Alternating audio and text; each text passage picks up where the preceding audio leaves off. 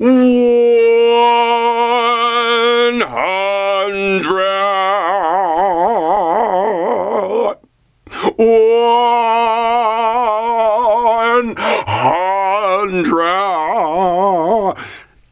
on Sundays, yeah! Church on Sundays 100! Yeah! Church on Sundays 100! 100, yeah! Yeah! Church on Sundays 100! And I don't think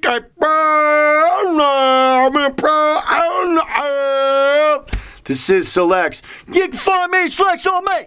You can find me, Selects on me, because you want to listen to more of me. Yeah, you will, me. Yeah, you will, me. You want to listen to more of me. Yeah, you will, me. Go, Selects on me. Watch these videos in succession. Watch the other videos in succession. And then when you do, share them. Share them, friends. Share them, friends. Share them. Yeah. Yeah. Give him one of these. And then if you're watching another one of my videos, give him one of these. Give him one of these. And share. And share and share and like. Okay, so well, let's just get Church on Sundays 100. 100! Praise God. Thank you for getting me here to this point. Yeah. I'm just going to make it a public proclamation. Yeah. Well, it's kind of public, but not. I mean, I'm just in my little studio down here.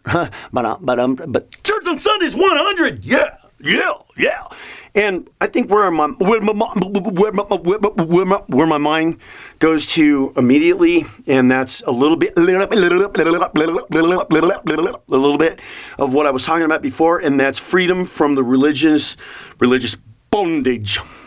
Freedom from religious bondage, you know? Freedom from religious bondage.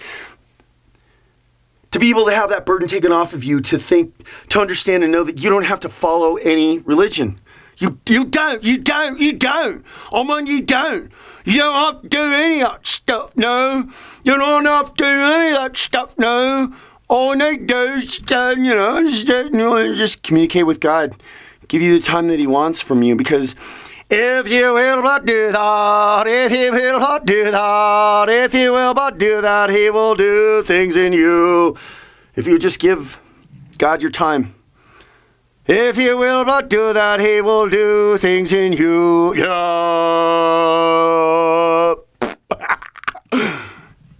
That's what He wants. He wants you to give Him His time. And through that, you will get attached. Yeah. You'll get attached, yeah, because what happens when you give your time and energy to other people? You get attached to them too. I mean,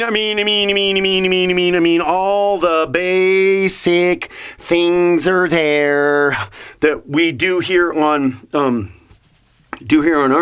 You know, when you spend time with somebody and you begin to have a greater appreciation for them. Yeah, we got a great appreciation for them. Great appreciation for them. And then if you listen to those other videos I have, love, and talk about, the connection between appreciation is actually love. So you have where I'm going with this is that the more you spend time with God, the more you're going to start to love God.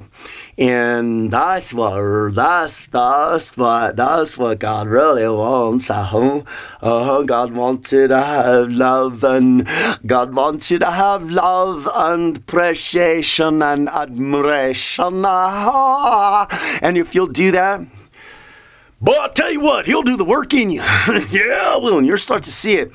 Here's something. If you ever want to see how God's working in your life, pay attention to the things that are being said and the things that are going on in your life, and accept things for how they are, and realize that some of those things in your life are happening for a reason. And if those things are happening for a reason, if those things are happening for a reason, embrace them. embrace everything that's happening in your life, right? Embrace it, embrace it, embrace it. Embrace the things that are happening in your life, because it's through embrace them for the good things, and even for the negative things and the challenges that are happening to you. Embrace those. Embrace we need to embrace the tough things, because that's where we're getting the most character. That's where we're getting the most growth, is when you can embrace the tough things that are happening in your life, or the negative situations that are happening. Embrace them. Everything in life is how you wish to think, feel, and believe about it. And how you wish to think, feel, and believe about it is how it will be for you. So changing and you'll learn more about that. And think, feel, and believe. Listen to those videos too in succession. Yeah. And understanding the fact that, even though you've got negative situations going on in your life, that you embrace them. So again, I want to repeat, if you ever want to know how God is working in your life, pay attention to the things that are being said and the things that are happening in your life, and just take a look at that really, and don't freak out about them. There's some learning that needs to be done there. There's some things you're gaining there. There's, whatever's going on for you in your life specifically. And the key to, moving forward, which kind of accelerate things a little bit, and that's just to embrace it all and be grateful for it and give God what he wants the most, and that's your time. And that doesn't mean going to whatever church or synagogue or building or whatever it is to think that that's the only place that you can spend time with God, because where you can spend time with God, well, yeah, see, or one time I set up a space to spend with God, and it was in a closet. Well, and this closet was a little bit bigger, but it was still, I created a special place that I could spend time with God, and it was in a closet. And I got me in a little square kind of padded thing to stand on too, and I used to spend, and I've even got some little lights in there. I haven't been in there in a long time, because I don't know. Now it's kind of evolved to, I can spend time with God anywhere. I don't have to go anywhere specific. I don't have to go anywhere specific to do that. But that, the pureness of that experience and what it will do for you, and knowing that you don't have to be a part of any religion, and you can be free from what I call the bonds of religion, and that's not to say, religion has had its purpose, right? Religion has had its thing, but it's time that we understand that there's a greater thing. There's a greater thing, and I know what the greater thing is. The greater thing is unity and love and openness and commonness. And, when I think about hope that it's not going to take a meteor crashing towards the earth, dooming humanity, for us to finally get it. Is that what it's going to take? Knowing that our lives are going to end in here, so we should probably maybe stop and work together a little bit more and come together and be unit, because we're so divided in everything. Religion has divided people hugely, and we don't want to put all the blame there, but we're divided politically, we're divided globally. There's globalism and nationalism and all the stuff that's going on there, and all the different religions that are dividing things. And what's the best thing? Where two or more are gathered, there is more strength, there is more power in what you're doing. There's more strength and power in what you're doing, and nobody's better than anybody else. Nobody needs to, the thing that we all need is each other. Seriously. I mean, from Russia, from China, to Japan, to Korea, to whatever countries that are out there, the whole world we need love. Love and unity. And I mean, and that sounds all like flowers and everything, I know, but, I mean, just really, just keep on listening to these videos, because they ain't gonna stop. No. They ain't gonna stop. And just have a faith, and even faith is one of the most difficult things that you can have out there in this world. And I think that that's probably one of the things that separates people from God to an extent, just a little bit, is that whole faith thing. Believing in the unseen. I think that people are really attached to certain religions that are out there because they've got so many things that they're doing that are symbolic. We've got you've got the guy, the Pope, that drives around in his car, and the thousands of people that come and see him and everything. Oh, the Pope. It's like this one. It's because we can see that guy, right? Oh, you can see him, and he's the leader of the Pope.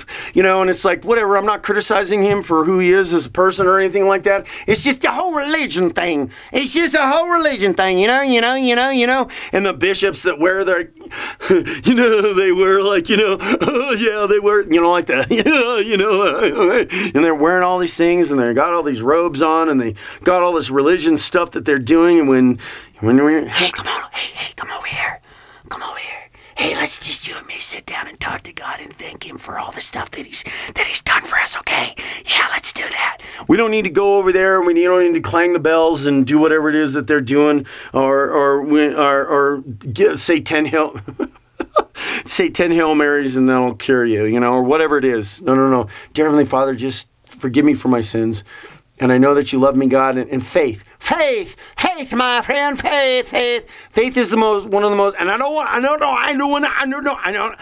want to sit there and say that it's one of the hardest things, but it is. It's one of those things that kind of separate people from having a stronger relationship with God, is because you believing in the unseen, right? Believing in the unseen and the not knowing, is just sometimes excruciating, Sometimes excruciating. And I think that's probably the thing that probably, kind of keeps people back from God a little bit, is because you have to have so much more, you have to have a stronger faith. You got to have a stronger faith.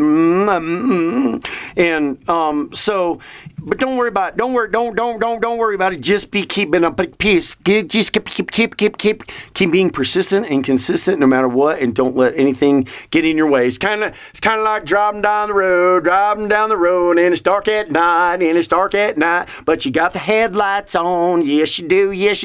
And they just keep lighting up the road as you drive down that road. Let that be your pursuance in your relationship with God. Okie dokie, Smokey, okie dokie, yeah. Yeah, church on Sundays 100, yeah.